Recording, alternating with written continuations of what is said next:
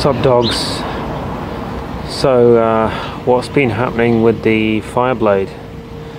Well, middle of last week I got the new second-hand Honda Blackbird rear light. That's it there.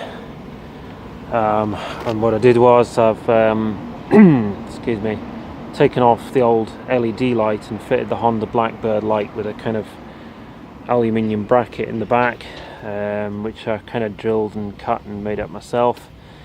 And then what I've done is I've moved the number plate up a bit. As you can see, the number plate is now right up underneath the seat unit, and it's kind of like between the rear indicators. So before it was kind of hanging down to about here, so it looks a lot neater and tidier now. And also I like that light as well. It kind of, obviously because it's a Blackbird light, it fits with the Blackbird seat unit, so it kind of tidies up the appearance of the bike, particularly from the back, but also kind of from the side it looks a bit neater as well, because before I had the great long kind of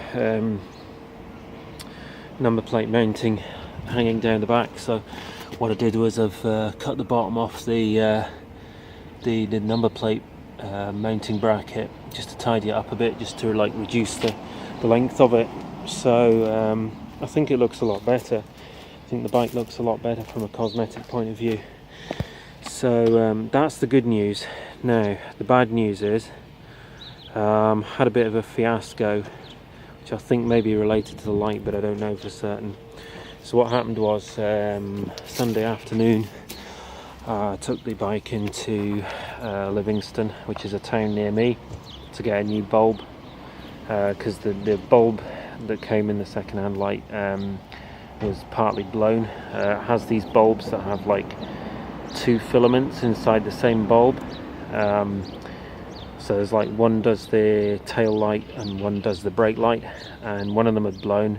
So I was getting a brake light, but I wasn't getting any tail light coming on when I turned the key on.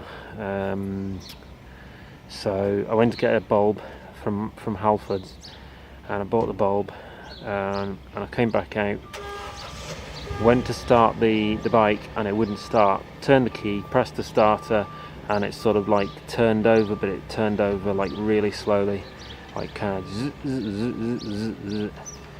And I checked to see whether the kill switch was at the wrong position, because I've had that problem before. Sometimes my kill switch is at the off position, but it wasn't. It was at run, but it wasn't turning over. So something seemed to have, for some reason, my battery had gone flat.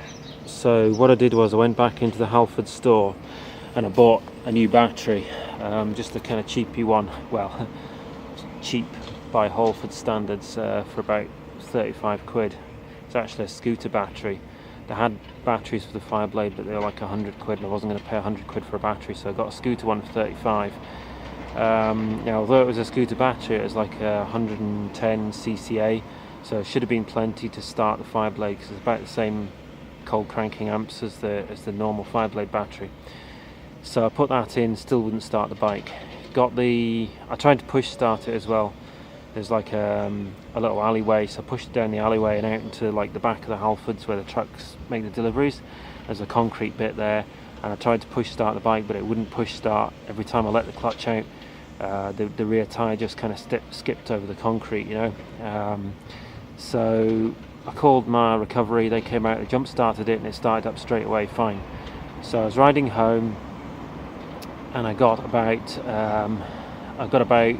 more than halfway home. Now I live probably about, I don't know, 10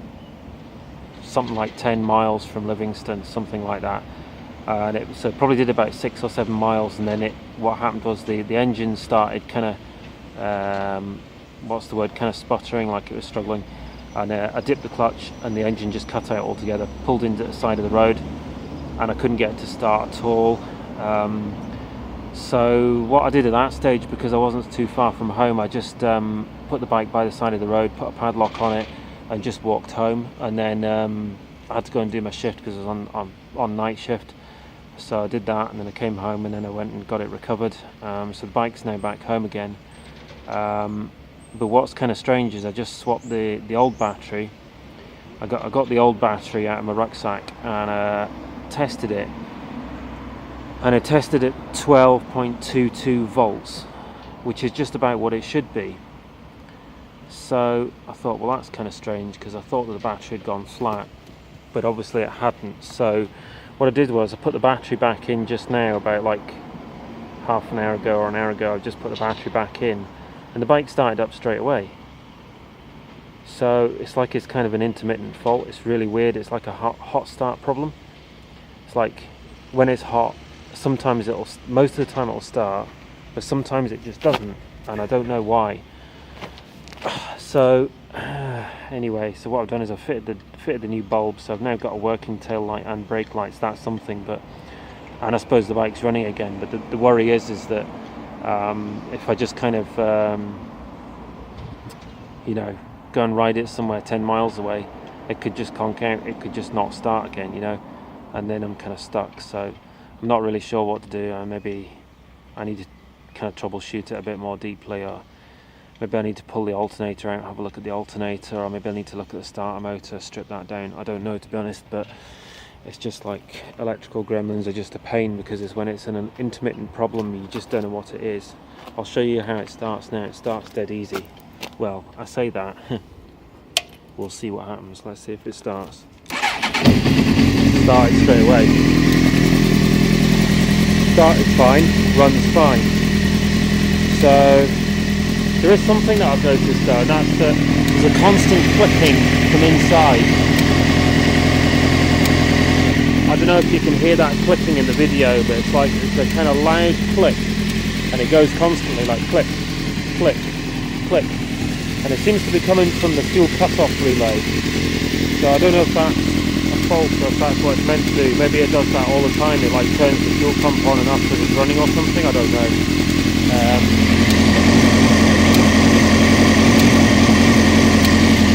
That's the fuel cut-off relay there. I don't know if it really shows on the video, but it seems to be making that constant clicking sound. So in terms of how the engine's running, it's pretty healthy. I mean, it runs nice, but and you can see that's the new tail light. When you put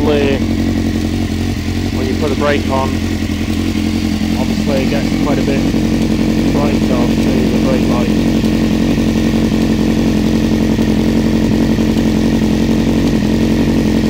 That's the brake light. So I've got that working fine, so that's good. But it'd be nice if it was just a bit more reliable. So I'm not really sure what to do at this stage. Whether to just kind of take a chance on it and just use it, just ride it, and maybe it'll just be fine.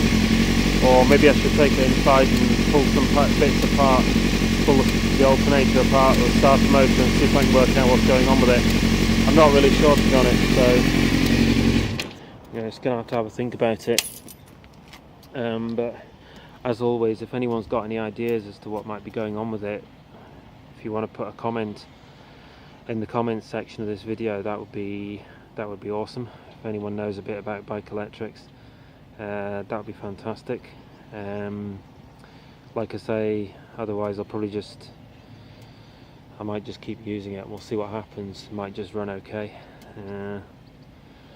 or I might try stripping the alternator and have a look at that, or the starter motor. I don't know, I haven't really decided, to be honest. But anyway, I'm kind of rambling on a bit here, so thanks very much for watching.